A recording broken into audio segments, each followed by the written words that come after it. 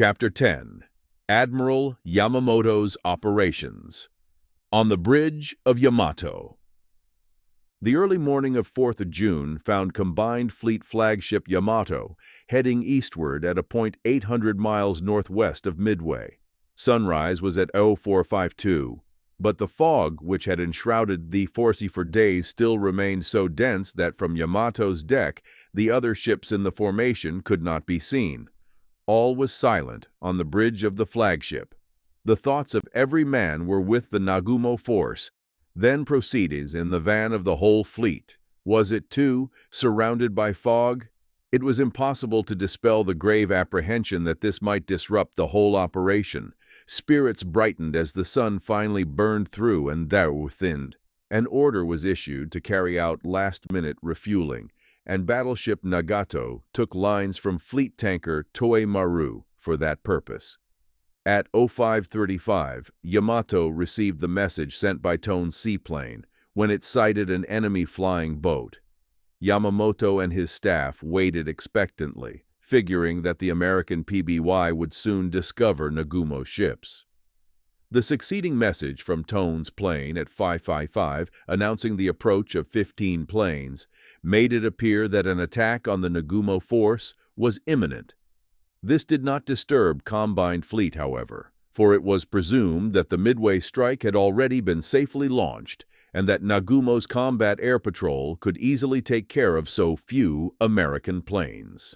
The action was now opened, and everything was going as planned.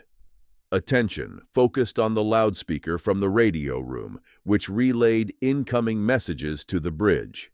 Scout plane reports were coming in, but there was nothing from Nagumo's flagship, which apparently was still keeping radio silence. Presently, Lieutenant Tominaga, commander of the Midway strike, reported the completion of his mission and recommended a second strike. Yamamoto and his staff waited expectantly for word that the second attack wave had been launched, confident that enemy air strength on the island would soon be destroyed. Admiral Yamamoto had been suffering from a stomach ailment since the day before, but he was now in high spirits as he listened to the reports of his jubilant staff officers. The entire staff felt that the operation was going smoothly. The next report, therefore, came as a startling surprise. Received at 0740, it was the 0728 message from Tone's search plane announcing that it had sighted 10 ships, apparently enemy. This made it evident that, contrary to all our estimates, enemy surface forces were in the vicinity. On the bridge, excitement ran high. An enemy force within distance to engage. The enemy's unusual radio activity of a week before suddenly came to mind and took on meaning. The question now was, what was in the enemy force? There was a tense silence until, at about 0820, another message from the tone plane gave the composition of the enemy fleet as 5 cruisers and 5 destroyers. This was followed about 10 minutes later by a supplementary report that the enemy had 1 carrier bringing up the rear. Here was big game, and the excitement on Yamato's bridge rose to fever pitch. Kuroshima, the senior staff officer, asked if Nagumo's plan had called for the second attack wave to be held ready for a possible attack on an enemy surface force. Sasaki, the air officer, answered with perfect confidence, "Yes, sir, and it will make short work of them, too." Miwa, the operations officer, interrupted, "But hasn't the second attack wave already been launched for another strike at Midway?" This remark jolted everyone to the sudden realization that only a moment before they had been expecting the Nagumo force to launch the second wave against Midway to complete the destruction of the enemy's shore-based air forces. Sasaki was covered with confusion. He immediately phoned the radio room and asked if there had been any report that the second attack wave had taken off for Midway. "No, sir, there is no indication that it has." The reply brought a deep sigh of relief.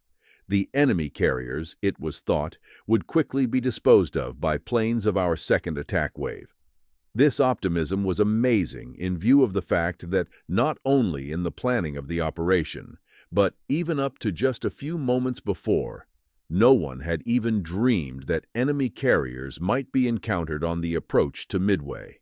Now, with this calculation suddenly proven wrong, there was momentary surprise, but nobody seemed greatly concerned about it or about the fact that Combined Fleet Headquarters had been guilty of a serious oversight. Everyone appeared fully convinced that the Japanese forces would be able to smash the enemy, however prepared he might be, as soon as his fleet was located. The situation reminds one of a Japanese wrestling champion who, confident in his own strength, stands majestically in the middle of the ring, allowing his opponent to act first. At Aero 847, still another message from Tone's scout plane reported the sighting of 2 additional enemy cruisers 250 miles northeast of Midway. The pilot obviously was doing a good job of maintaining contact, but he radioed shortly afterward that he was running low on fuel and would have to return. This caused momentary concern on board Yamato, as contact might be lost, but a message sent by Rear Admiral Abe, Commander Cruiser Division 8, was soon picked up, ordering the plane to continue its contact until relieved. Abe's alert move drew praise from Chief of Staff Ugaki, who voiced the opinion that the Nagumo force was fully equal to the task at hand. These pleasant speculations were abruptly halted, however, by a scout plane report at 0900 that 10 carrier-borne enemy planes were heading for the Nagumo force. This was the last information received concerning that force for almost 2 hours. Yet, despite the temporary blackout, Yamamoto and his staff did not feel the least bit uneasy about the impending action. Then the blow fell. At 10:50, the chief signal officer, Commander Yushiro Wada, painfully and without words, handed Admiral Yamamoto a radio message from Rear Admiral Abe in tone. It said, "Fires raging on board Kaga, Soryu, and Akagi, resulting from attacks by enemy carrier and land-based planes. We plan to have Hiryu engage enemy carriers. We are temporarily withdrawing to the north to assemble our forces." Instead of the expected easy victory, the picture had suddenly become one of catastrophic defeat.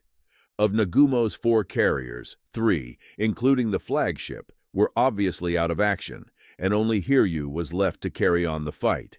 The enormity of the disaster was such that Admiral Yamamoto and his staff could scarcely believe it.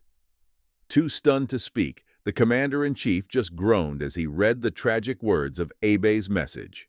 The jubilant optimism of the staff changed instantaneously to black despair. There was only one course that offered any hope of staving off the immediate collapse of the entire operation. This was to concentrate all forces at the scene of battle and overwhelm the enemy by sheer weight of numbers. Admiral Yamamoto decided to rush immediately with his own battleships to the support of the crippled carrier striking force and personally to direct subsequent battle operations. Nagato and other ships engaged in refueling were again scarcely visible from the flagship, as the fog had once more begun to settle. Although speed was vital, it was fully an hour before the force was finally able to assemble and get underway. Course was set at 120°, and fuel was poured on until all ships were making 20 knots. This speed was maintained through the thickening fog, which soon rendered each ship invisible to every other. Such hazardous maneuvers were quite beyond the imagination of peacetime navigators, and indeed beyond all common sense. But this was battle, and battles, like the wars which occasion them, are often fought beyond the compass of common sense. At 12:20, Admiral Yamamoto dispatched the following order to his forces. All forces will operate as follows and attack the enemy in the Midway area. 1. Noon position of main body, 35°08 N, 171°05 W, course 120 degrees, speed 20 knots. 2. The Midway Invasion Force, Kondo, will detach part of its strength to cover the transport group and will direct it to retire temporarily to the northwest. 3. The second carrier striking force, Kakuta, will join the first carrier striking force, Nagumo, as soon as possible. 4. Submarine squadrons 3 and 5 will redeploy on Cordon Line C. It was evident from this order that Yamamoto and his staff had not abandoned their hope of destroying the American surface force and capturing Midway. An additional directive sent out shortly thereafter fixed a standby position for the transport group at a point 500 miles west of Midway, so that it would be sufficiently close if called upon to occupy the island. Vacillating command. Yamamoto and his staff were now vitally concerned with the question of how much air strength the enemy still had at Midway, as this was a key consideration in laying plans for the impending operations.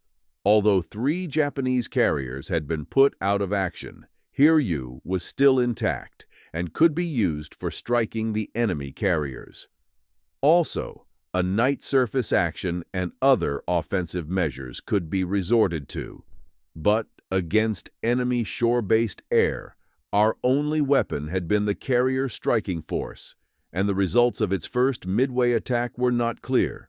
Rear Admiral Ugaki therefore addressed a message to Admiral Nagumo on board his new flagship Nagara, asking for a detailed report on the first raid results.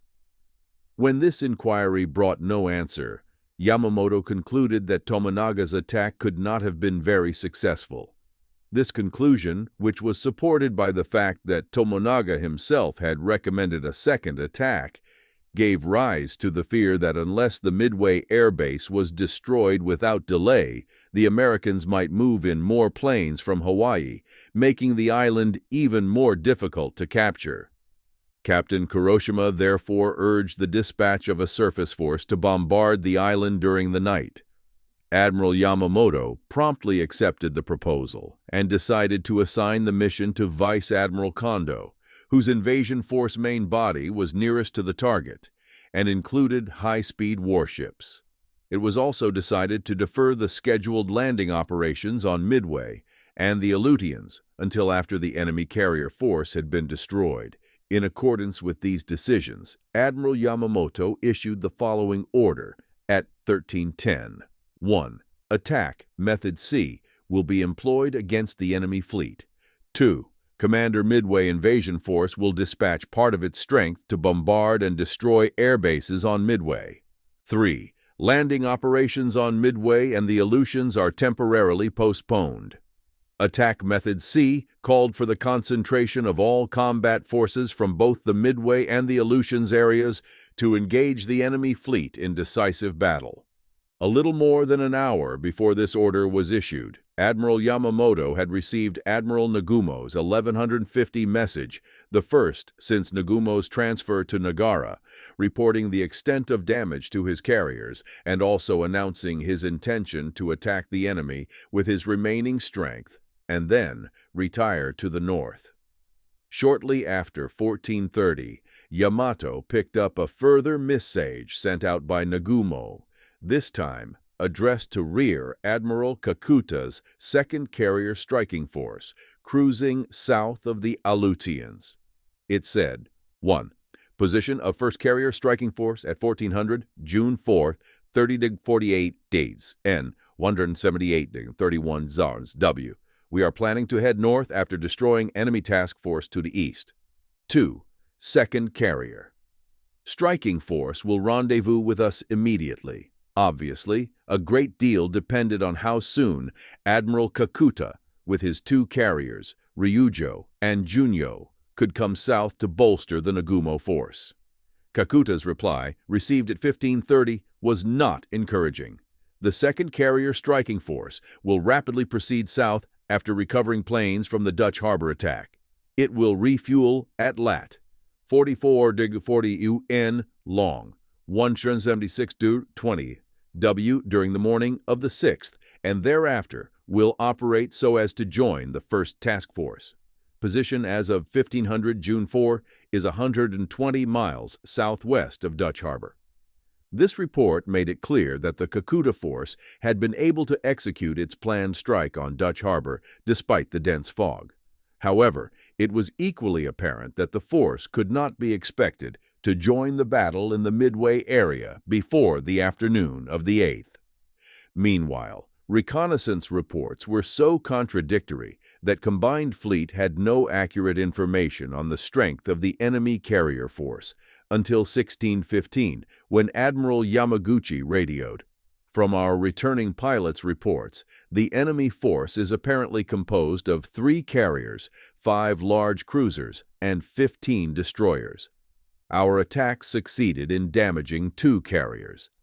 This was formidable opposition by any standard, but it was a bright note in the otherwise gloomy picture to learn that Yamaguchi's flyers had succeeded at least in damaging 2 of the enemy's carriers. At 1736, a Chikuma search plane radioed that it had spotted the enemy force a mere 100 miles or so to the east of Nagumo's battleships and cruisers, and that the enemy ships were withdrawing eastward. As sunset this day would be at 1832, there was still hope that the Kondo force might engage the enemy in a night action to turn the tide of battle in our favor. In its training program, the Japanese Navy had always emphasized night battle, and these tactics were particularly favored by our commanders. It now seemed the only chance for our salvation. Disposition of forces, 1915 on 4th June 1942, west longitude date, zone +12 time. But Japanese misfortunes were not yet at an end. A further stupefying message came from Admiral Nagumo at 1755. "Hiryu hit by bombs and set afire, 1730. With this crippling of Nagumo's last remaining carrier, our offensive spearhead was completely smashed." In the light of the whole situation, an order sent by Admiral Yamamoto to his entire command at 1915, an hour and 20 minutes after the news of Hiryu's loss, was so strangely optimistic as to suggest that Commander-in-Chief Combined Fleet was deliberately trying to prevent the morale of our forces from collapsing. It said, 1. The enemy fleet has been practically destroyed and is retiring eastward. 2. Combined Fleet units in the vicinity are preparing to pursue the remnants of the enemy force and, at the same time, to occupy Midway. 3. The main body will reach 32°08 N, 175°45 in E, at 00300 on the 5th. Course 090°, speed 20 knots. 4. The carrier striking force, invasion force, less cruiser division 7, and submarine force will immediately contact and attack the enemy. Jangled nerves and bloodshot eyes on board Yamato testified to the prevailing anxiety. Every man was eager for a night action in which our losses might be avenged. The futility of such hopes was manifest, however, when Nagumo reported at 21:30. Total enemy strength is 5 carriers, 6 heavy cruisers, and 15 destroyers. They are steaming westward. We are retiring to the northwest, escorting Hiryu. Speed 18 knots. Ugaki voiced the dejection of the entire Combined Fleet staff when he remarked gloomily, "The Nagumo force has no stomach for a night engagement." But Admiral Yamamoto was still determined to attempt the night attack. Realizing the need for unified command, he ordered Admiral Kondo to take charge of the attack force. Yamato soon picked up an order which Kondo dispatched at 23:40 to his night action force.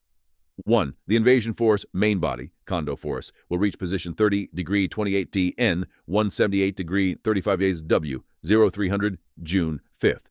Thereafter, searches will be made to the east in an effort to engage the enemy at night. 2. The 1st Carrier Striking Force, less Hiryu, Akagi, and their escorts, will reverse course immediately and participate in the night engagement. From this order itself, it was all too evident that there was little hope of contacting the enemy fleet before dawn, and this was our only chance. So the last flame of hope among the anxious men on board the flagship slowly flickered out. Anxiety in Naval General Staff.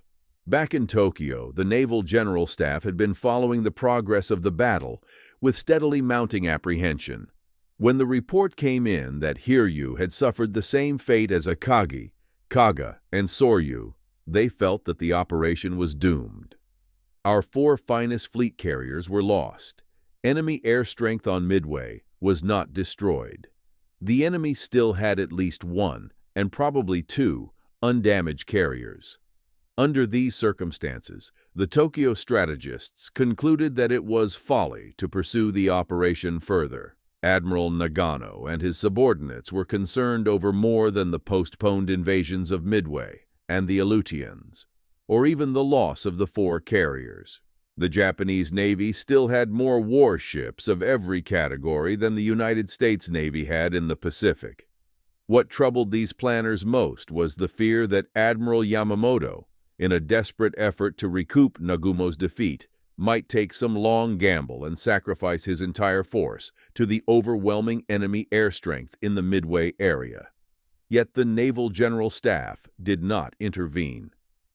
Captain Sadatoshi Tomioka, chief of the operations section, later recalled that although the atmosphere was charged with anxious tension, the whole development of the battle was watched in silence. There were no instructions, no orders, no advice issued from Tokyo. Command of the operation was left completely to the discretion of Admiral Yamamoto. Abandonment of the operation. Once the idea of a night engagement had been abandoned, the combined fleet staff in Yamato turned to pondering the next move. Everyone inwardly recognized that we were defeated, yet not a single member of the staff proposed suspension of the operation. Instead, they desperately cast about for a way to salvage something from the defeat. They were like drowning men grabbing at straws. Various temporizing measures were proposed. An air staff officer advocated a further air attack on the enemy fleet, employing a makeshift force consisting of the small number of planes available in light carriers, Hosho, Yamamoto Force, and Zuiho, Kondo Force, supplemented by the float planes of the battleships and cruisers. Such an attack, he argued, might at least inflict some damage on the enemy carriers and reduce their offensive power, thus affording a better chance for the Japanese battleship and cruiser forces to swing the tide of battle. The gunnery officer favored stronger action along the line of the already planned night bombardment of Midway Air Base by heavy cruisers of the Kondo Force. He expressed the opinion that if a sufficient number of heavily gunned ships were employed, the bombardment might succeed in inflicting enough damage to keep the enemy's Midway-based air forces neutralized for at least a day. Another staff officer voiced the optimistic belief that the anti-aircraft firepower of the battleships would be adequate to repulse any air attacks that might be launched against the Yamamoto force by the enemy carriers. The tentative plan drawn up by Captain Kuroshima as a result of these staff discussions was little short of fantastic.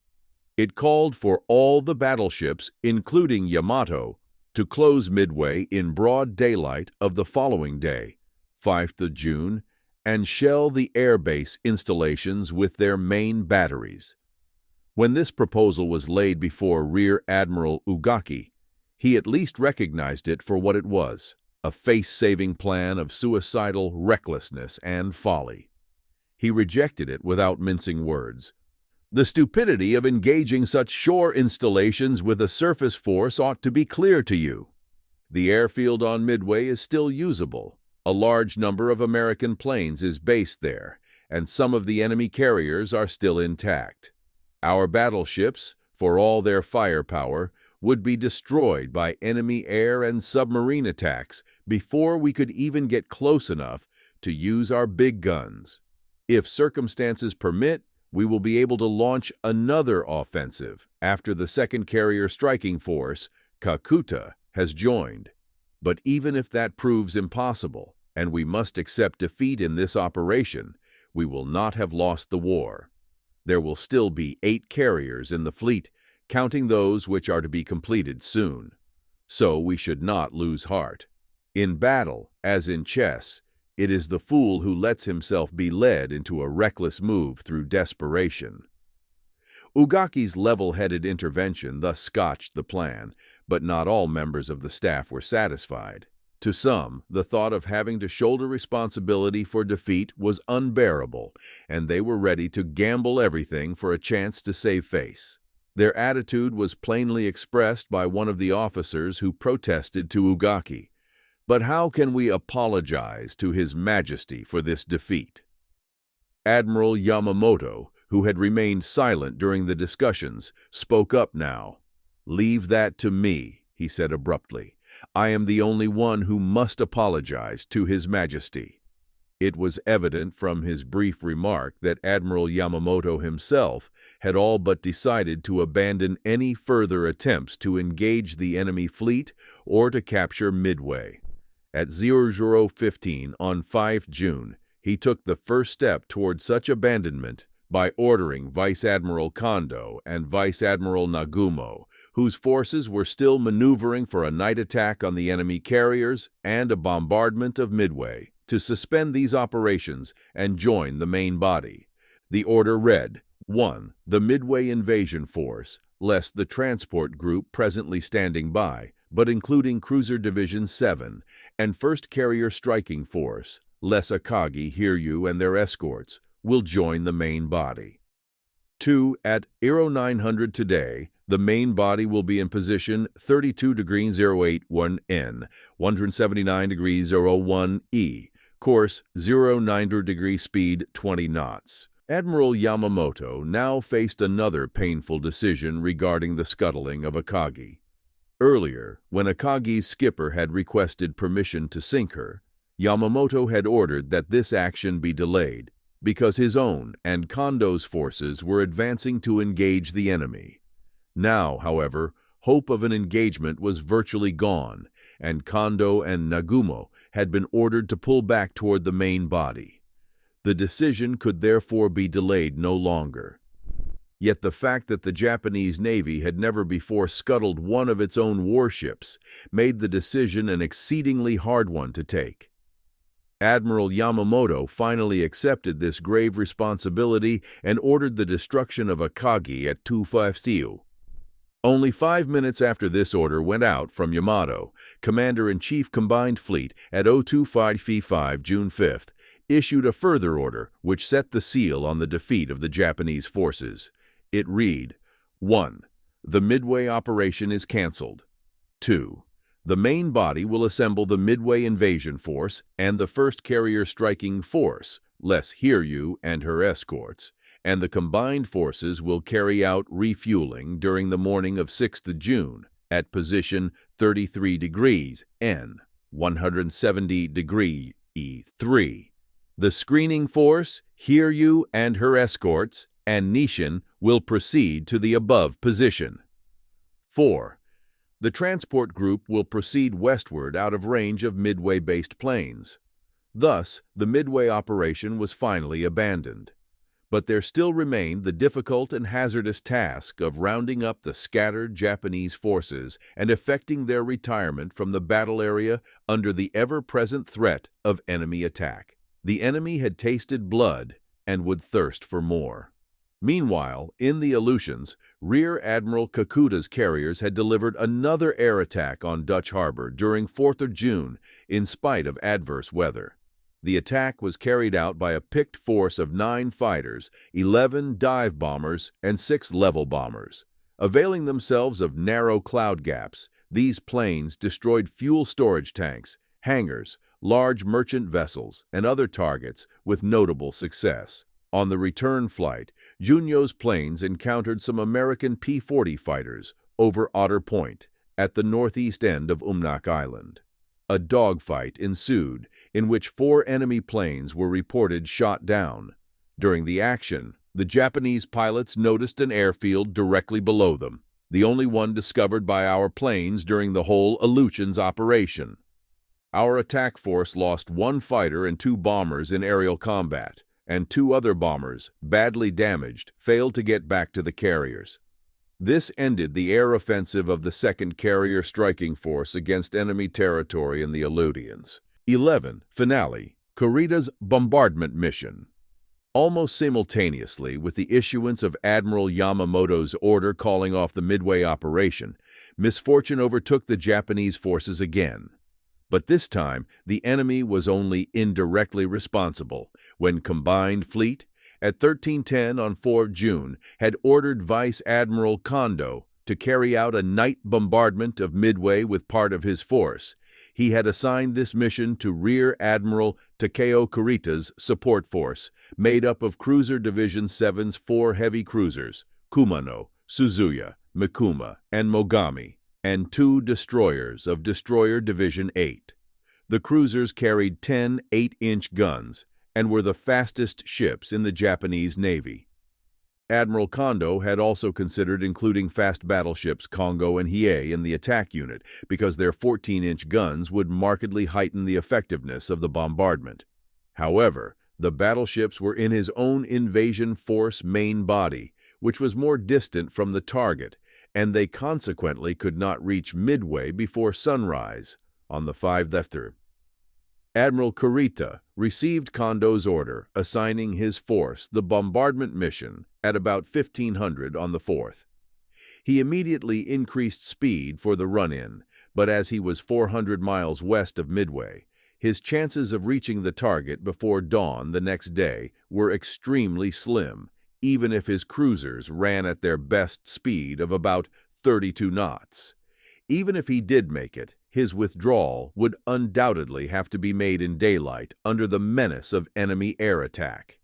He therefore informed Admiral Kondo that he desired the cooperation of other forces to ensure the success of the attack.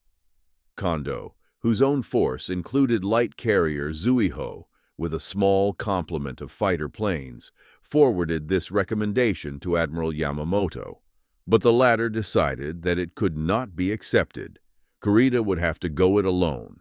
With heroic determination, Kurita's ships raced eastward at top speed.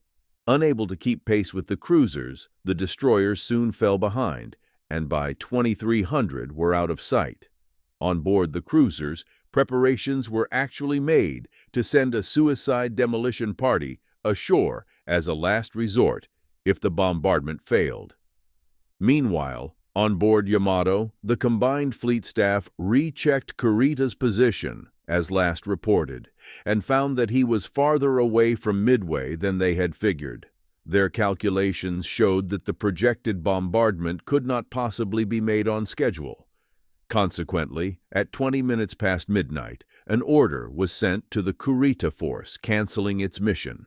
By the time he received the order, Kurita had already closed to within 90 miles of Midway. In compliance with the Combined Fleet directive, Kurita turned his speeding cruisers about and set a northwest course. Shortly thereafter, flagship Kumano, leading the division, sighted a surfaced enemy submarine 4 degrees off the starboard bow. Kurita instantly ordered his ships to execute an emergency 45-degree turn to port. The signal, red, red, was flashed to Suzuya, next astern of the flagship, by a low-powered directional signal lamp, and Kumano then swung to port. Suzuya, in turn, also relayed the signal and turned left, as did Mikuma, the 3rd ship. It was about 2 hours before sunrise. Clouds hung low, veiling everything in darkness. Tension had relaxed in the cruisers when the force turned away from Midway, and perhaps the letdown gave rise to lack of vigilance. Whatever the reason, Mogami, the last ship in line, failed to get the emergency turn signal in time, with the result that she plowed into Mikuma's port quarter. All of the cruisers had reduced their speed somewhat since the turnabout, but they were still making 28 knots. As a result of the collision, Mogami lost her bow section forward of the first turret and was forced to halt. Mikuma suffered only slight hull damage, which did not affect her combat efficiency or maneuverability. Notified of the accident, Admiral Kurita immediately turned back to stand by the cripple. Mogami's skipper, Captain Akira Soji, soon reported that he could make 12 knots, so the admiral ordered Captain Sakayama in Mikuma and 2 ships of Destroyer Division 8, Arashio and Asashio, to escort her. Kurita, with Kumano and Suzuya, then headed for the designated rendezvous with Admiral Yamamoto's main body. By this time, dawn was breaking, and Mogami and her escorts limped westward at 12 knots, every man in the four ships apprehensively expecting momentary attack by enemy planes, and perhaps pursuit by the enemy fleet. Exploits of submarine I-168.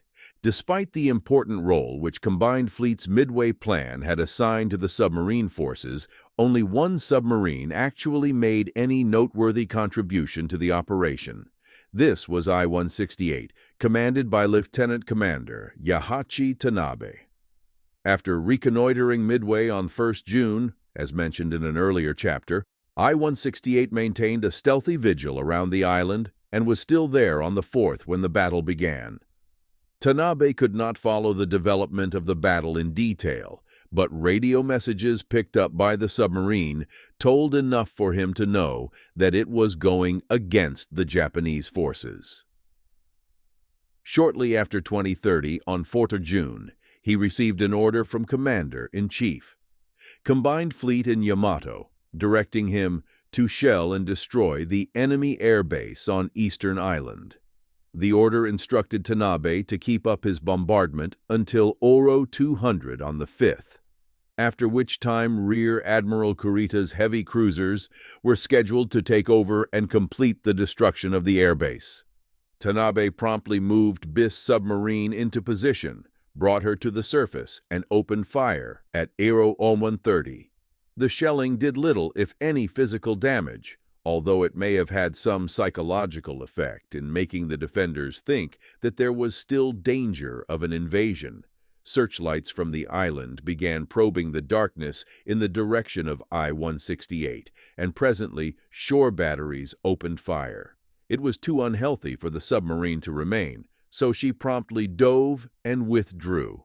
After dawn, enemy patrol planes spotted her and made a heavy depth charge attack, but I-168 escaped unscathed and went looking for bigger game. Tanabe had received an early morning report that an enemy carrier was damaged and adrift in the waters north of Midway, not more than 150 miles from I-168.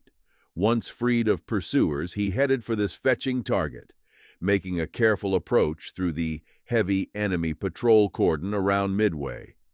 His caution was finally rewarded on the 6th, when he looked through his periscope at 1331 to see 7 U.S. destroyers swarming around crippled Yorktown, in position 30°35 N, 177°20 He closed to within 1,900 yards before firing 4 torpedoes, which were certain to get hits at that distance. As soon as the torpedoes were away, I-168 dove for the safety of the depths. Shocks from the explosions were felt within 5 minutes, followed shortly by the first of many depth charges bursting close by, each one shaking the submarine like a leaf. 60 near misses were counted before the violent shocks finally caused damage which forced I-168 to surface. The hunters closed in immediately, forcing the submarine to submerge again in spite of her injuries. It seemed that the destroyers would never give up the chase, and finally Tanabe was forced to surface once more. What could be more miserable than a submarine in this predicament? Fortunately, however, the enemy destroyers had at last abandoned pursuit just a short while before, and I-168 thus escaped what would otherwise have been certain destruction. As a result of Captain Tanabe's bold venture, the American carrier Yorktown was left staggering under the effects of 2 direct torpedo hits, and destroyer Hamann, which had been alongside the carrier, was blasted in 2 by a torpedo and sank almost instantly. Reassembly of forces. Although abandonment of the Midway operation had been finally ordered at Aro 255 on 5th June, Admiral Yamamoto kept his battleships headed eastward through the remaining hours of darkness in order to join with the Nagumo and Kondo forces withdrawing from the battle area. Grim determination permeated the flagship as everyone realized that this maneuver would bring the Yamamoto force too within range of enemy attack, thus creating the danger of further losses and casualties to the Japanese forces. The sun rose at 0440 in a clear and cloudless sky, affording visibility in excess of 40 miles. It was the finest weather since the fleet had left the homeland 10 days earlier. This day would see the battleships of Combined Fleet, excluding the 4 old ones in Vice Admiral Takasu's guard force, make their closest approach to the enemy since the war's start. Every ship maintained a strict alert against air raids. Admiral Yamamoto's ships sighted and joined Kondo's invasion force main body shortly after sunrise. By Suro 700 they had closed, and, from their position 320 miles northwest of Midway, set course to the northwest. Meanwhile, Nagumo's scattered ships continued retreating northwest, as they had since early morning, to join the main body. According to calculations and plans, Nagumo should also have joined at this time in position. When he failed to appear, a search plane was launched from Hosho to find him. It did, some 40 miles to the northeast, and by 11:55, most of his ships had caught up with and joined the others. What was left bore little resemblance to the mighty force which had sailed from the homeland. Not one carrier remained, and only half the original number of destroyers was present, 6 having been assigned to stand by the stricken carriers. It was a sight that brought home to those on board the flagship the full tragedy of the defeat. About this time, a Hosho search plane reported sighting the smashed and drifting hulk of Hiryu, still afloat despite the coup de grace administered by her destroyer escorts many hours earlier. Admiral Nagumo immediately dispatched a destroyer. Tanikaze-2 rescue survivors reported on the derelict and ordered a seaplane launched from Nagara to aid in the search. Nagara's plane arrived at the reported spot but found no trace of Hiryu, and Tanikaze also searched the area in vain. While the destroyer was conducting its search, enemy carrier planes subjected her to a fierce bombing attack. The first wave of 4 dive bombers struck at 16:36, the second wave of 26 an hour and a half later, and a third wave of 6 more at 18:45. But luck was with the destroyer, and she suffered only slight damage from a near miss, which did not affect her battle efficiency. She succeeded in shooting down 1 enemy plane. Movement of Japanese forces, 4-5, June 1942. West longitude date, zone, +12 time. Thanks to Tanikaze's absorption of these attacks, the big concentration of Japanese ships close by escaped the notice of enemy planes, and the transfer of survivors of the 4 sunken carriers from the rescuing destroyers was carried out in the afternoon without interference. Immediately on joining, the loaded destroyers began shifting their passengers to battleships Mutsu, Nagato, Haruna, and Kirishima. Even without an enemy attack, the transfers were difficult enough. The sea was rough, and the long swells made it impossible to bring the destroyers alongside the battleships. The fleet finally hove to, and boats had to be lowered to shuttle the survivors. The most seriously wounded had to be carried by stretcher. Darkness came, and the work continued into the pitch-dark night. Not a single star glimmered through the low-hanging clouds. All crews kept frantically at the arduous task until it was finally completed. The sick bays and living quarters of the battleships were jammed with wounded, mostly victims of burns. Some distance to the south, limping Mogami and her 3 companions were the target of air attacks by 12 American B-17s and as many Marine Corps dive bombers during the day. The former had little success, scoring only a near miss on Mogami, killing 2 men.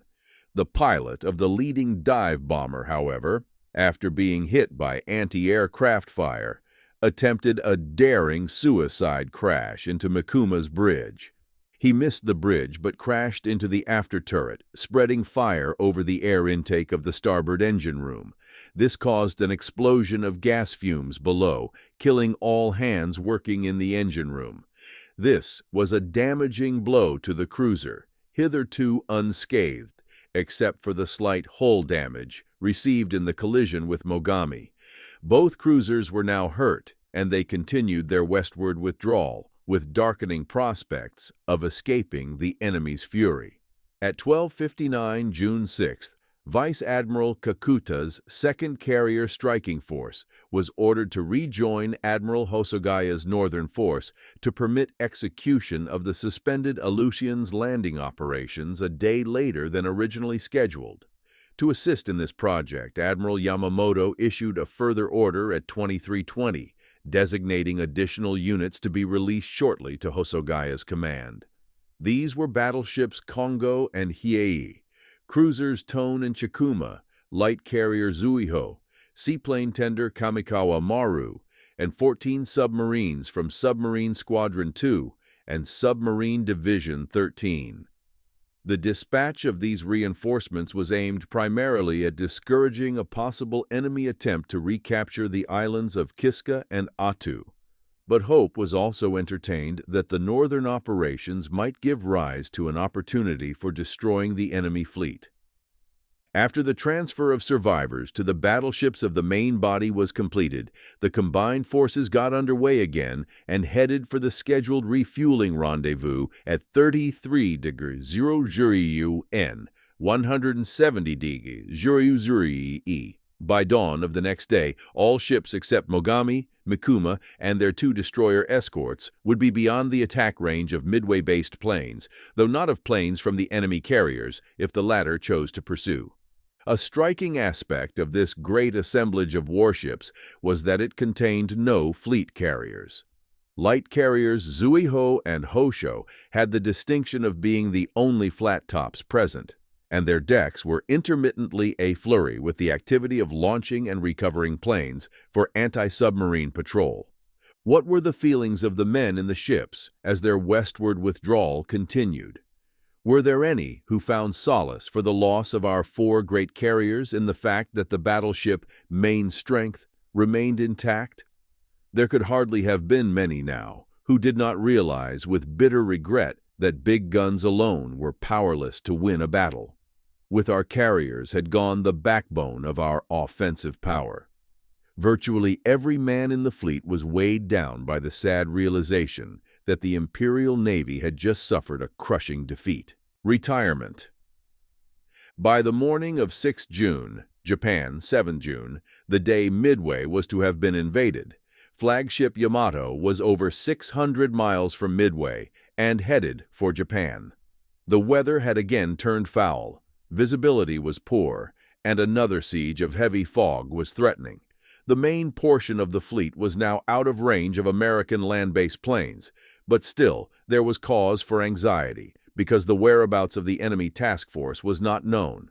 Some consolation was taken from the thought that if American carriers were in pursuit, the foul weather would provide a welcome cloak of concealment from air attack. On Yamato's port quarter followed Nagara, from whose truck Admiral Nagumo's flag seemed to flutter in shame. It must have been humiliating for this commander, who for 6 months had feared no enemy, to be retreating from such a bitter defeat. On the bridge of Yamato, her captain's nervous commands betrayed his concern over pursuit by enemy planes and submarines. Light carrier Hosho, to the rear of the battleship group, intermittently launched and recovered anti-submarine planes. In the operations room below Yamato's bridge, a growing uneasiness prevailed among the staff officers. Throughout the night, they had been gathered around the large table, awaiting developments and absorbed in troubled thoughts. There was an apprehensive feeling that the battle was not yet over. Most immediate concern was for the safety of the damaged cruisers, Mikuma and Mogami, and their standby destroyers, Arashio and Asashio. These fears materialized at 06:30 when word came from Captain Shakao Sakiyama of Mikuma. 2 enemy carrier planes sighted. Successive reports from the beleaguered ships told the story of events all too clearly. Attacked by 6 dive bombers which scored 1 hit, enemy carriers seemed to be pursuing. Erozo 645. Bombed by many carrier-based planes, 1 enemy seaplane sighted. Three enemy seaplanes are shadowing us. Enemy surface force appears to have joined in the pursuit. Darrow 745. Mogami received one hit, causing minor damage. Three planes shot down. Aero 800. We are being pursued by enemy carriers and other ships operating in this area.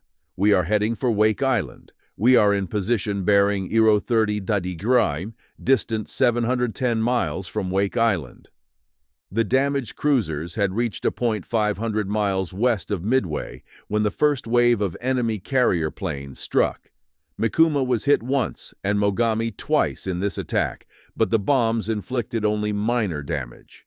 Successive attacks, however, brought more hits and increased damage. 5 bomb hits on Mikuma at 10:30 spread fires throughout the ship, forcing her to a stop. The fires rapidly increased in fury until 10:58, when they set off a tremendous internal explosion, which eliminated all hope of saving the ship. Efforts to transfer her crew to a destroyer were underway when another attack of 10 planes came at 1200, scoring more hits and sending the cruiser to the depths. Captain Sakiyama was wounded in the third attack of the day, but he continued in command until Mikuma went down. He was thrown clear of the sinking ship and picked up by a destroyer. However, death overtook this valiant officer on 14 June in the sick bay of cruiser Suzuya. In the course of the day's raids, Mogami suffered the total of 6 bomb hits. 9 officers and 81 men were killed, but quick and effective damage control saved the ship from sinking, and she succeeded in shooting down 8 planes. Her skipper, Captain Soji, assumed command of the 3 remaining ships and, after picking up Mikuma's survivors, resumed the westward withdrawal. The accompanying destroyers had managed to shoot down 2 attacking planes during this action, but each was hit by a bomb. On board Arashio, 37 men were killed, and Commander Ogawa, Commander Destroyer Division 8, was seriously injured, while 22 men were killed in Asashio. Neither ship, however, was damaged enough to impair navigation, and both did their utmost to fulfill their screening duties. Aside from the carriers lost in the preceding 2 days, Mikuma was the largest Japanese warship to be sunk since the start of the war. The constant companion of her sister ship Mogami, they had fought together in the Battle off Batavia on 1st March, sinking USS Houston and the Australian cruiser Perth. They had seen action in the invasions of the Andamans and of Burma, as well as in the Bengal Bay operations, and they had been together to the last when Mikuma, standing by her crippled sister, perished in her defense. Her gallant action commanded the respect and admiration of men throughout the Navy. As Admiral Yamamoto received the increasingly dismal reports from Mikuma, he decided on a course of action. At 12:30, he detached Rondo's invasion force and cruiser Division 8 to speed to the rescue of Captain Sakiyama's ill-fated ships. As a further precaution, he also turned his own main body to follow them southward. At this juncture, it was believed that the enemy fleet consisted of at least 1 carrier, 2 converted carriers, and several cruisers and destroyers. If the enemy continued in pursuit, the Kondo force might engage him during the night, or Yamamoto's entire force could meet the enemy in decisive battle the next morning. In the latter case, it would be necessary to first knock out the opposing air power. To achieve this, Yamamoto could mobilize a total of about 100 planes, counting those of light carriers Hosho and Zuiho and the seaplanes of the battleships, cruisers, and tenders. To augment this limited air strength, it was considered desirable to lure the enemy within range of the 50 or so medium bombers based on Wake Island. These planes could reach to within a few miles of the position of Mikuma's sinking. On the basis of these considerations, Admiral Yamamoto issued the following order at 1500 to all the ships of his command. 1. Combined fleet units operating in this area will catch and destroy the enemy task force within attack range of air forces based on Wake Island. 2. At 15:30, from position 33 degrees, 24 GEN, 169 degrees GUE, the main body, Yamamoto, striking force, Nagumo, and the second section of Battleship Division 3 will proceed on course 180 degrees at 18 knots. 3. The guard force, Takasu, will support the northern force. 4. The land-based air force, Tsukahara, will take every opportunity to attack the enemy. This grand scheme was actually followed until the next morning, 7 June, when, with no enemy in sight and his ships in need of fuel, Yamamoto called off his vain pursuit and retired toward the homeland. Mogami, in the meantime, had continued westward in her effort to lure the enemy. Through the untiring efforts of her crew, a speed of 20 knots was achieved by 15:15, despite the heavy bomb damage she had sustained and the loss of her bow. She was fortunate that no enemy planes had appeared since Makuma's sinking, and she was able to creep out of the very jaws of death, the last Japanese warship to come clear of enemy attacks in the Midway battle. Kondo's force finally rendezvoused with crippled Mogami and provided escort to Truk. Further American attempts to hit the retreating Japanese fleet this day were made by 26 B-17s from Midway, but the foul weather thwarted these efforts and no contacts were made. Alert to the possibility of attack by planes based on Wake Island, the enemy carriers also gave up the chase, and the action was over. Thus fell the curtain on a spectacular and historic battle. Japan's sole consolation for the defeat lay in the minuscule success of having captured 2 Aleutian bases. The northern operations, resumed after their earlier cancellation, had progressed smoothly and led to the occupation of the islands of Attu and Kiska on 7 June.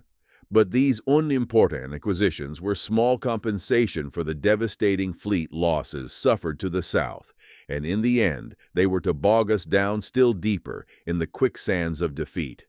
The catastrophe of Midway definitely marked the turning of the tide in the Pacific War, and then forward that tide bore Japan inexorably on toward final capitulation. 12. Analysis of the defeat. General summary. Such, then, is the Japanese story of the Battle of Midway, its place in the evolution of Japan's Pacific War strategy, how it was conceived and planned, and how it was actually fought. In conclusion, the authors wish to attempt a summation of the principal causes of the Japanese defeat, adding some reflections on aspects not already dwelt upon in detail in the preceding chapters.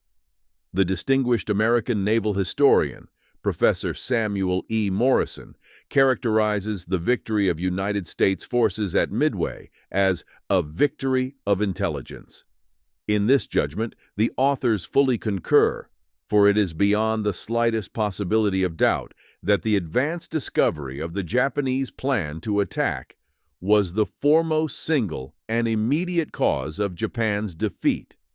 Viewed from the Japanese side, this success of the enemy's intelligence translates itself into a failure on our own part, a failure to take adequate precautions for guarding the secrecy of our plans.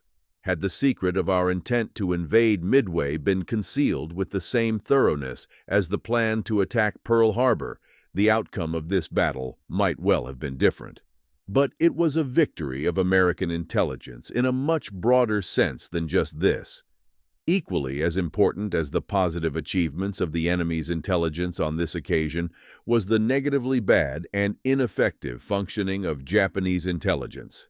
This was eloquently illustrated by the Naval General Staff's persistent misestimate, maintained until the very eve of battle, and communicated to the advancing Japanese forces that an American task force was operating in the Solomons area, strongly implying that the enemy had no suspicion of the impending Japanese attack on Midway. Nor was Combined Fleet's intelligence a great deal better. For despite the unusual enemy activity noted in the Hawaii area around 30 May, 1st June, Combined Fleet did not consider it a serious enough sign of enemy counter-preparations to warrant warning the Nagumo force. Another fundamental cause of the Midway defeat was the faulty basic planning of the operation. The most striking and obvious error in this regard was the manner in which the various naval forces were disposed. Here, the planners indulged in one of their favorite, and in this case, fatal, gambits: dispersion. Instead of massing what could easily have been the most formidable single naval task force ever seen, Combined Fleet chose to scatter its forces, reducing them thereby to comparative feebleness. Strategically, the Aleutian arm of this dispersion was unimportant, since it aimed only at destroying U.S. installations, occupying for a short time, and then abandoning these northern islands. Tactically, the objective of the northern forces was to effect a diversion to the main thrust at Midway, but to sacrifice the sure advantage of concentrated strength for the dubious advantage of a diversion that might not, and actually did not, work was unjustifiable beyond question. But the dispersion was not limited merely to the main split of forces between the Aleutians and Midway. There was a further dispersion of forces within each of these two sectors. In the north, Kakuta's carrier striking force was to operate on its own, 300 miles in advance of Takasu's screening force of battleships. The dispersion of the Midway forces was much more extreme. Nagumo's carriers northwest of Midway, Yamamoto's battleship main body, 300 miles back, Kondo's invasion force, main body to the south or southwest of Midway, and Kurita's close support group moving in with the invasion transports from the southwest. Lack of concentration is one of the basic tactical weaknesses of war on land, sea, or in the air. At Midway, it facilitated the enemy's destruction of the Nagumo force, with the other Japanese forces too far away to strike even a blow. And once Nagumo's carriers had been destroyed, the Japanese weakness caused by dispersion became almost total impotence. In contrast, consider the effective compactness of the American forces. Concentrated at the outset, they remained that way throughout the battle, thus achieving a maximum of strength, offensive as well as defensive. As just one concrete example of how a wiser disposition of forces might have led to a different outcome of the battle, think of the vastly increased strength that would have resulted if the main body and the Nagumo force had operated together, with Admiral Yamamoto's big battleships serving as screen for the carriers. The tremendous firepower of the battleships and their escorts would have warded off many attacking enemy planes, and doubtless would have drawn some of the attackers away from our ill-fated carriers. In addition, Admiral Yamamoto would have had a direct control over the prosecution of the battle, which he did not have as a result of being too far away. Properly used, the battleships could have had real purpose and effectiveness in the action. Another error in planning was the failure to keep the emphasis firmly fixed on the central goal of the operation, the destruction of the enemy fleet. The original concept behind the operation was to use the invasion of Midway as a means of luring out the enemy fleet for decisive battle. But this concept was violated the moment that Combined Fleet, in its tactical plan, strapped the carriers to a fixed schedule and to a supporting mission for the invasion of Midway. Thereby, the carriers lost the flexibility of movement that was imperative for a successful fleet engagement. Perhaps Combined Fleet thought it was safe to do this because of its firm conviction that the enemy would not depart his base until after the island had been attacked. But it should certainly have provided for the contrary eventuality. Destruction of the enemy fleet should have been unequivocally fixed as the foremost aim of the operation, and all else subordinated to that goal. Upon this basis, it would have been wiser to delay the entire operation until such time as carriers Zuikaku and Shokaku could have been readied to add their strength to the striking force. Combined Fleet refused to do this out of undue emphasis on securing the best possible meteorological conditions for the Midway landing operations. Equally defective and inadequate were the plans for pre-invasion scouting and reconnaissance. The fact that the submarines were delayed 2 days in sortying from the homeland removed all possibility of their arriving on station in time to observe the enemy's approach to the battle area and give warning to our fleet. But even if they had conformed to the schedule, there is some question whether they could have succeeded in sighting the American forces because of the more or less static position to which each submarine had been assigned. Not only should it have been made absolute that the schedule be kept, but these submarines should have been ordered to sweep along the line of the Hawaiian Islands from the waters northeast of Midway. The Operation K plan for aerial reconnaissance of Pearl Harbor also, although vitally important to the success of the Midway attack, was narrowly and loosely worked out, allowing for no alternatives when the basic plan did not succeed. As a result of these grave defects in the basic plans, the commanders of our forces in the battle had 2 strikes against them from the start. But even so, had it not been for the blunders committed by them in the tactical conduct of the operations, the conclusion seems justified that the outcome would not have been so miserable as it was. Elsewhere, mention has been made of the saying that battles are a succession of errors on both sides, and that victory goes to the side that makes the fewer. There is no question about which side committed the greater number of mistakes in the Battle of Midway. Indeed, from a study of the operations of the American as well as the Japanese forces, it is hard not to acknowledge that all the errors in this action were committed on our side. That Admiral Nagumo was guilty of most of these does not warrant the conclusion that he was less competent than the other force commanders. It was his misfortune, because the Nagumo force was the only Japanese force actually to come to grips with the enemy, to be placed in the position of having to make most of the decisions which influenced the outcome of the battle. The other commanders, even including Admiral Yamamoto, who supposedly was to direct the operations of all the Japanese forces, found themselves reduced to the position of helpless spectators. They could not commit errors if they were not called upon, as Nagumo was, to take critical decisions. Having said that much to soften the criticism that must be made of our force commander, let us proceed to the criticism itself. It now appears, with the benefit of hindsight, that Admiral Nagumo committed 3 serious blunders. The first of these was his failure to enforce adequate search dispositions on the morning of the Midway strike. Had he employed an earlier 2-phase search, the unsuspected enemy task force would probably have been discovered soon enough to permit Nagumo to strike the first blow instead of taking it. At the very least, as soon as it was learned that Chikuma's and Tonei's float planes could not be launched promptly on schedule, Admiral Nagumo should immediately have ordered other planes out in their place to fill the gap in his search pattern.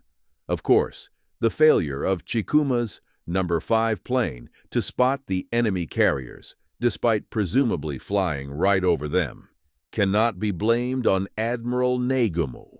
Nagumo's second mistake had to do with the method he employed in dividing up his carrier planes between the first and second attack waves. Each attack wave was made up of proportionate numbers of planes from all 4 carriers, instead of having just 2 carriers supply the first attack wave and the other 2 carriers supply the second. Though the use of planes from 4 carriers simultaneously meant less time consumed in launching and recovery, it necessarily increased vulnerability to enemy attack during and immediately after recovery operations, because all carriers were then engaged and unable to get their planes swiftly in the air to fend off an attack. It also meant that, during such periods, the striking force was incapable of launching an attack on the enemy carriers, however urgently this might be required. Had Nagumo launched his Midway strike from just 2 carriers and held the other 2 in reserve, ready for any eventuality, he would not have found his hands tied at the critical moment of the battle. The third and perhaps gravest error committed by Nagumo was his failure, as soon as it was discovered that the enemy task force included a carrier, to launch immediately all available planes for an attack, whether properly armed or not, and even if fighter protection could not be provided. The risks were admittedly grave, but were they not far less grave than the risk of being caught by the enemy's carrier planes, with all his own planes on board, and with refueling and rearming operations in full swing? Had Nagumo the right to count upon the enemy's not attacking him at just this moment of his greatest vulnerability? What becomes of his refusal to take the risk of sending his unprotected and improperly armed bombers against the enemy, when the course he elected resulted in their destruction without even having been able to strike a blow in compensation for their loss? Yamaguchi's judgment in this crucial situation was the only correct one. Nagumo chose what seemed to him the orthodox and safer course, and from that moment his carriers were doomed. Nagumo's errors of judgment brought about the emasculation of his striking force before Admiral Yamamoto could do anything about it. In other words, the defeat of the Japanese forces was all but complete before Commander-in-Chief. Combined Fleet could bring his judgment to bear, one way or another. But confronted by this grave situation, did Admiral Yamamoto take the wisest course that was open to him? Was he, too, not guilty of the same vacillation and indecisiveness that characterized Nagumo's action? The plan conceived by his staff and approved by himself for an attempt to turn the tide of battle by engaging the enemy in night surface. Battle was all too plainly a plan of desperation, with the odds all against it from the start. And when finally forced to the realization that the plan had no chance of success, Admiral Yamamoto promptly gave up the battle as lost beyond repair. The question is, was there really nothing that could have been done? Was defeat irreparable? Nagumo's carriers were gone, it is true, but Admiral Yamamoto had reason to believe that 2 out of 3 enemy carriers had been disabled by Hiryu's planes. This meant that the enemy would have had but 1 carrier left intact, with no others available to throw into the battle, whereas Yamamoto had 2 undamaged carriers left in Kakuta's 2nd carrier striking force to the north, and 2 more, Zuiho and Hosho, left in his own and Kondo's force. Instead of ordering resumption of the once-suspended Aleutians operation, then, why did Commander-in-Chief Combined Fleet not leave in force his orders to Kakuta to come down and join the Midway forces and, when Kakuta had arrived, add Zuiho and Hosho to the latter's 2 carriers to form a new and not inconsiderable carrier striking force? Admiral Yamamoto's failure to do this is the more difficult to understand in the light of his plan, formulated 2 days later, to engage the pursuing enemy task force in decisive battle with only the planes of Zuiho and Hosho, plus the float planes of his battleships and cruisers, to provide air support, except for the dubious indirect support of shore-based planes from Wake. The reasons for Admiral Yamamoto's decision against this course, if he considered it, are difficult to guess. He was not the type of commander to shirk or seek to minimize his responsibility for failure. If he had been, one might suspect that he was seeking in the Aleutians a success to soften the blow of his defeat at Midway. There was also a serious fault in the command arrangements set up for the Midway operation, and this was a product of the Japanese Navy's tradition that, in warfare, a commander's place is at the front. Accordingly, Admiral Yamamoto kept his flag in Yamato and put to sea to serve as inspiration for the actual fighting forces. It is clear that this outworn notion has no place in modern naval warfare. It is far more important than any morale factor involved that the commander be informed of what is going on and be able to inform and keep control over all the forces for which he is responsible. Evidence that the United States recognized and acknowledged this situation is seen in the fact that Admiral Nimitz's headquarters was maintained ashore throughout the war, first at Pearl Harbor and later at Guam.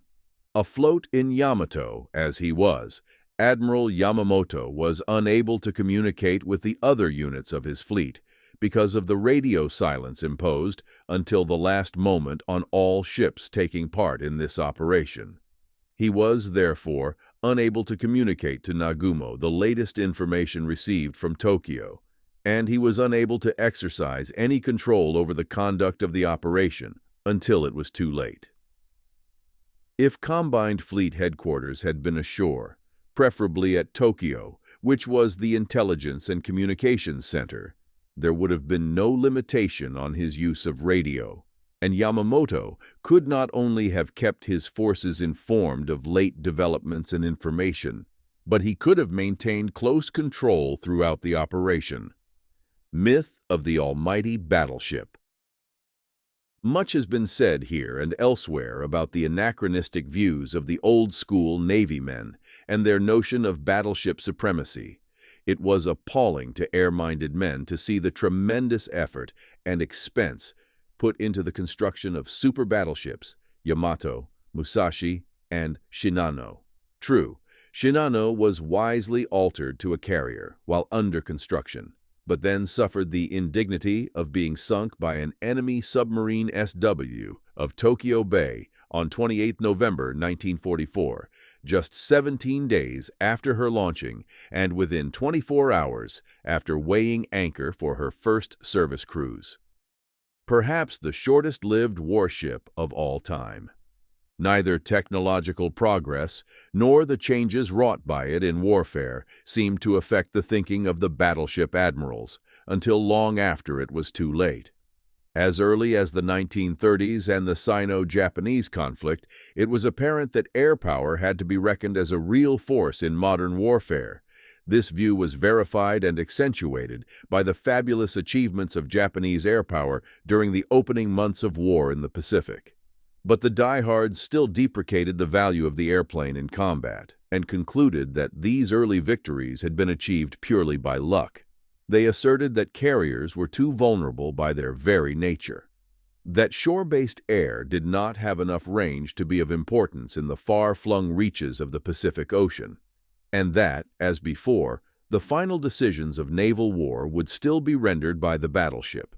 These advocates believed that the firepower of a modern battleship was adequate to provide its own defense against enemy air attack. At the other end of the scale were the extremist air power advocates who interpreted the early aerial successes as evidence that planes and carriers alone were able to win battles and wars. This view was unfortunate, too, because it blocked consideration of battleships for the roles they properly should have played in World War II. The result was that airmen generally dismissed the battleship force as completely useless and made it the butt of contemptuous jokes about the Hashirajima fleet. Naval air power had indeed taken the place of the battleship as the decisive striking force at sea. This was convincingly shown in the first 2 days of war when Japanese naval aircraft, carrier and shore-based, smashed the battleship strength of both the U.S. Pacific Fleet at Pearl Harbor and the British Far Eastern Fleet off Malaya. It is interesting to observe that it was also carrier and land-based aerial operations which were employed in the American offensives which converged on the homeland and ultimately brought about the defeat of Japan. So, it was throughout the war. While Japan enjoyed initial successes at the expense of the United States, the latter profited by the bitter experiences of the early months and marshaled its forces, adapting what it had and developing what it had not to win the war in the Pacific. A graphic example of resourcefulness is seen in the U.S. Navy's employment of battleships. Merely because air power and aircraft carriers came into a position of prominence did not mean that America's powerfully gunned battleships stood idle in the nebulous hope of being able to fight an engagement in the grand manner. Instead, the U.S. battleships were skillfully employed for pre-invasion bombardment of Japanese island outposts, and they did a terrific job of it, as any survivors of such garrisons will attest. The U.S. Navy also used its battleships to advantage in screening forces for aircraft carriers. Their tremendous anti-aircraft barrages served effectively to keep our planes from making successful approaches to attack the carriers. It was not that Japanese naval leaders were unaware of the changes taking place in ocean war, but they seemed reluctant to face realities.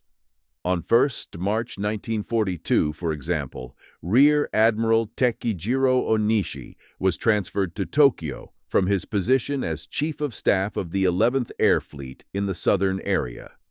On the way, he reported to Combined Fleet on the combat situation in the Philippines and Dutch East Indies. He stressed the shift in emphasis taking place in engagements with the enemy, showing that surface gunnery actions were taking a back seat to air and air-surface actions. The slight impression made by his report was evidenced by the response it evoked from Combined Fleet Chief of Staff, Admiral Ugaki, who said that on such a fundamental issue, a decision based solely on the limited operations in the South was premature. An entry of this date in Ugaki's diary is illustrative of high-level thinking on the problem. In vast ocean areas, land-based air forces can be employed only on a limited scale, and I doubt that carriers alone can provide adequate air power for aggressive action. Fukudome, Chief 1st Section, Naval General Staff, told me that he had postponed the decision advocated by Navy Minister Shimada to halt construction of Musashi.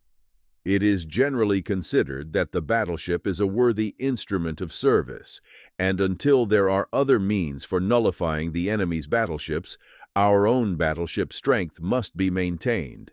Such was the determined view of the men who believed in battleship supremacy. Mistaken naval air policy. Another important cause of Japan's defeat was what may be called the crackman policy of the Navy Air Force. Under this policy, all our best pilots were assigned to and kept on combat duty with the carrier air groups. Opponents of the policy contended that this was short-sighted and that some of the best and most experienced flyers should be sent to naval air stations as instructors to impart their wisdom and battle experience to fledgling students. But the crackman policy had worked so successfully at Pearl Harbor and in the Indian Ocean that few, if any, pilots from the carriers were transferred to duty as instructors. As a result, there was no reserve of able pilots available to fill the ranks left vacant by losses in the Battle of the Coral Sea. None, that is, who were combat-ready. The best replacement pilots available after Coral Sea required weeks of practical training in carrier takeoffs and landings alone, plus additional weeks of training in combat techniques, before they would be ready for combat operations. This shortage of combat-ready pilots was the sole reason for Zuikaku's inability to take part in the Battle of Midway. And if our repair facilities had been as efficient as those of the United States, we might have effected repairs to damaged Shokaku to permit her participation, but again, only if replacement pilots had been available. Thus, the battle was fought with at least one valuable or even vital carrier, fewer than there might have been but for the short-sightedness of we leaders, who failed to realize that aerial warfare is a battle of attrition, and that a strictly limited number of even the most skillful pilots could not possibly win out over an unlimited number of able pilots. Technological backwardness. In technological achievement, too, Japan started out the Pacific War in an inferior position and remained there. The clearest and most serious example of this deficiency was our lack of radar. 2 days before the sortie for Midway, radar installations were made in battleships Ice and Hyuga, the first Japanese warships to be so equipped. Months earlier, naval authorities had been urging that radar sets be provided for our carriers, but development in this field of electronics lagged so pitifully that the 2 sets available at the last minute were only experimental models, and even these were not to be had for the carriers.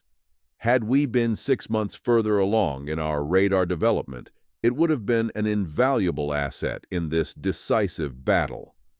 Radar could have pierced the fog that hampered the Nagumo force's outward passage and approach to the battle area. What is more important, it could have detected and located enemy scout planes in time for our fighters to destroy them, before the enemy fleet could be informed of our position. It could have given earlier warning of planes which attacked our carriers and installed in our reconnaissance planes. It could have detected the enemy task forces far sooner than was done by visual sighting. This speculation brings to mind an ironic circumstance concerning radar development in World War II. One vital component of radar is the directional antenna. Early success in perfecting such an antenna was achieved by a Japanese college professor, Dr. Hidetsugu Yagi, who made public his discovery in Japan in 1932 and soon thereafter visited the United States, where his findings were honored by publication in several scientific journals. It was a matter of but fleeting pride to Japanese forces invading Shanghai to find electronic installations there employing the Yagi antenna. England and the United States had availed themselves of this invention and developed it to their use, while Japan had neglected to do so. It must be remembered that the people of Japan are not by nature suited to mass production work. The individual is much more inclined toward craftsmanship than toward the assembly line. As with training pilots, repairing or building warships, and all the many vital endeavors of war, so with technological developments, Japan found herself behind at the outset and became more and more outdistanced as time went on.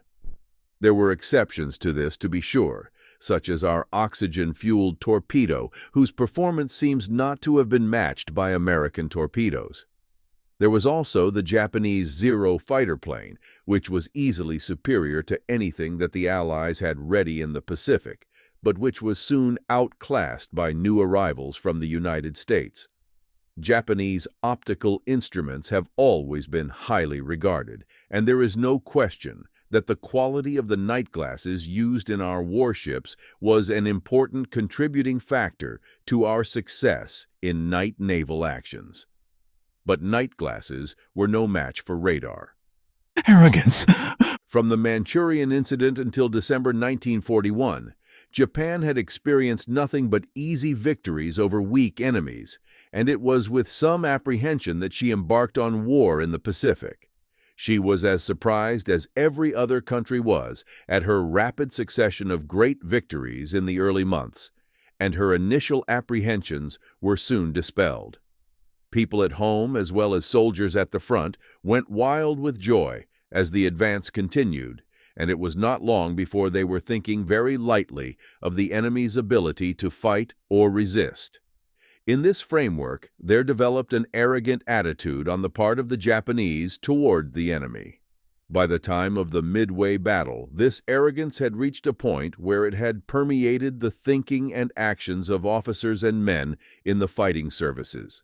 This malady of overconfidence has been aptly called victory disease, and the spread of the virus was so great that its effects may be found on every level of the planning and execution of the Midway operation.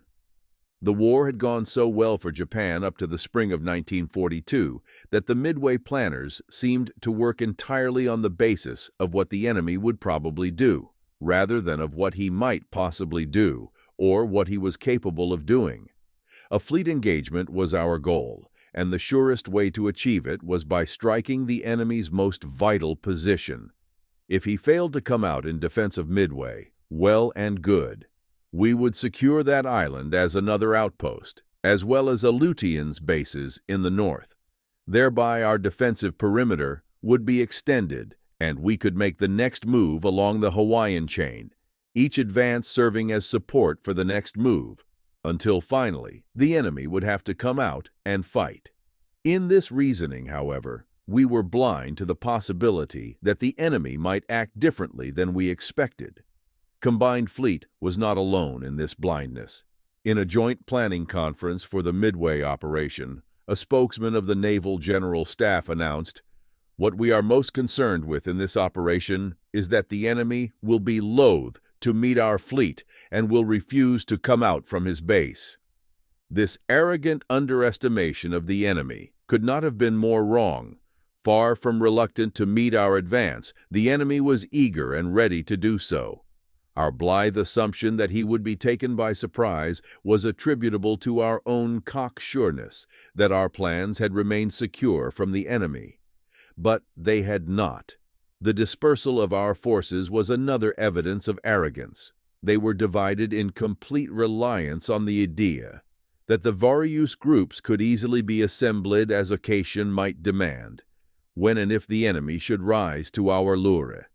The fallacy of this scheme was clearly shown by the inability of our widely scattered forces to assemble for effective combat when the battle was joined. No less than our commanders, our junior officers and enlisted men were infected with the victory disease. Here the ramifications were not so sweeping, nor the results so far-reaching, but the symptoms were unmistakable. When our aircraft carriers were fatally hit on 4th of June, the majority of our casualties were caused not by explosions or shell fragments, but by burns. Many of these burns could have been avoided if the crews had been properly clad for combat. Instead, they wore only half-sleeved shirts and tropical shorts. And why not? Summer in the tropics is warm, and there was nothing to fear from enemy attacks. So why be encumbered with the heavier clothing needed to protect against fire and flash? Joined with this same episode was the haphazard handling of bombs, as they were removed from our planes to be replaced by torpedoes. Never mind the precaution of stowing the bombs in protected places. Just pile them on the deck. The enemy will never hit our ships. But he did. No more vivid example of thoughtless and stupid arrogance can be conceived than the attitude which pervaded the war games in preparation for the Midway operation. When, following the established rules of the games, 9 enemy hits were scored and 2 Japanese carriers sunk thereby, these results were arbitrarily reduced, first to only 3 hits scored, sinking 1 carrier and damaging another, and finally to no carriers lost at all. The same flexible system of calculation was employed to establish plane losses, highly favorable, of course, to the Japanese. In the final analysis, the root cause of Japan's defeat, not alone in the Battle of Midway, but in the entire war, lies deep in the Japanese national character. There is an irrationality and impulsiveness about our people, which results in actions that are haphazard and often contradictory. A tradition of provincialism makes us narrow-minded and dogmatic, reluctant to discard prejudices and slow to adopt even necessary improvements if they require a new concept. Indecisive and vacillating, we succumb readily to conceit, which in turn makes us disdainful of others. Opportunistic, but lacking a spirit of daring and independence, we are wont to place reliance on others and to truckle to superiors. Our want of rationality often leads us to confuse desire and reality, and thus to do things without careful planning. Only when our hasty action has ended in failure do we begin to think rationally about it, usually for the purpose of finding excuses for the failure. In short, as a nation, we lack maturity of mind and the necessary conditioning to enable us to know when and what to sacrifice for the sake of our main goal. Such are the weaknesses of the Japanese national character. These weaknesses were reflected in the defeat we suffered in the Battle of Midway, which rendered fruitless all the valiant deeds and precious sacrifices of the men who fought there. In these weaknesses lies the cause of Japan's misfortunes.